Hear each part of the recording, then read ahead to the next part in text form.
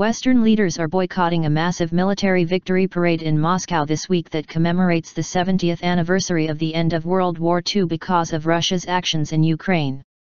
But many Asian leaders, including China's President Xi Jinping, will be attending, underscoring how Russia is looking east as tensions with the West increase. Political analysts say Russia's turn to the east is more for economic than ideological reasons. The military parade in Moscow on May 9, known in Russia as the Victory Day, is definitely one of the most significant symbols for Putin right now to boost his legitimacy at home and to show that he's not alone, said Alexander Gabuev, head of the Russia in the Asia-Pacific program at the Carnegie Center Moscow. Gabuev said Western support for Ukraine's popular Maidan uprising that led to the downfall of Russia-backed President Viktor Yanukovych, was seen by the Kremlin as interference in its sphere of influence. There is a deep mistrust, he said. And, though Russian elite or Russian people still see themselves as part of the European civilization, I would say the ruling elite is trying to position Russia as the major non-Western or non-US power in the world in an ideological sense. He added that it probably more or less resembles what the Soviet Union tried to do just to present itself as an alternative to the Western narrative and the Western system. Snubbing West risky.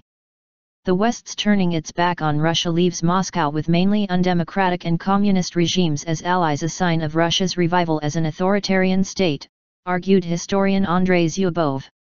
Right now Russia, China, North Korea, and a number of countries adjoining them are creating an anti-liberal pact, anti-Western pact, anti-democratic pact, and this is alarming, he said.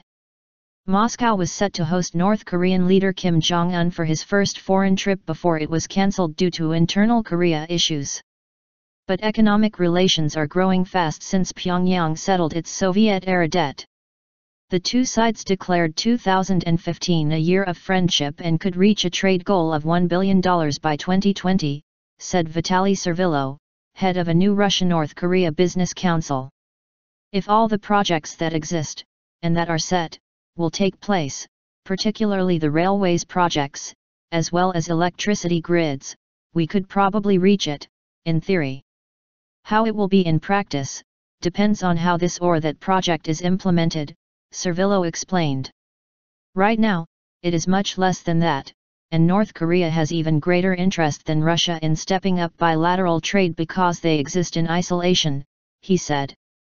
In fact, the volume of trade with North Korea leaves much to be desired, he added. It is insignificant, but it has been growing fast during the last few years, 2013, 2014. And we hope that it develops in the same way this year. China-Russia relationship. While South Korea joined China in abstaining from sanctions against Russia, it is the Moscow-Beijing dynamic in the East that is gaining most importance, said Gabuev.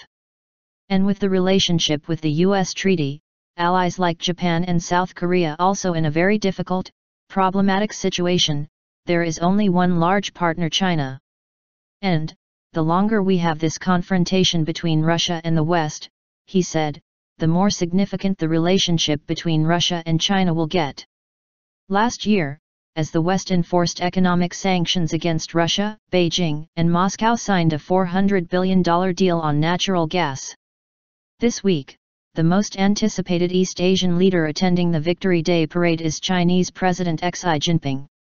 While the Ukraine crisis has made Russia's turn to China more significant, its renewed interest in its former cohort in communism predates tensions with the West, Gabuev said. The real origin starts after the global credit crunch in 2008/2009 when Russia's GDP dip was the largest among G20 countries and China still continued to grow at the average pace of about 8% per year, and Russia realized that there are untapped market opportunities and untapped sources of capital for its domestic growth, and that large, uninhabited regions of Siberia and the Far East really need this Asia connection to get these economic opportunities, he said. Celebrating Victory Day. Turning to the East makes sense as Russia is an Eastern country, said car salesman Ivan Karpov. I'm not an expert on geopolitics, but we shouldn't forget that we are a country that stretches from Europe to the Pacific, he noted. There are more of us in Asia than in Europe. so I don't know why Russia is compared with Europe and the West. Law student, Ivan Makarov said Russia's growing ties with China are not surprising. We have good historical ties with China, our communist past and theirs. And since we're not receiving any support from the West, due to current events, why not turn our attention to the East, he stated. Especially since it's politically and economically profitable. Zyubov noted, with a degree of optimism, that during Putin's first years in power he referred to Russia as a Western, European state that must be together with the Western world. Zyubov holds out hope that Russia will turn to the way of ties with the West. Russian economy. President Putin, while trying rhetorically to present Russia as an alternative to Western power and ideology, is focused on economics. At a November Asia-Pacific Economic Cooperation Summit in Beijing, Putin said, Russia's location in Eurasia determines its role as a major factor for bringing Western and Eastern civilizations closer together, and we therefore want to strengthen our relations with all Asia-Pacific region countries and play an active part in building a free trade system and in economic and investment cooperation. Despite political tensions, Russia's trade ties with the West are not expected to take a back seat to Asia's anytime soon. The European Union remains Russia's largest trade partner, accounting for about half of all Russian trade.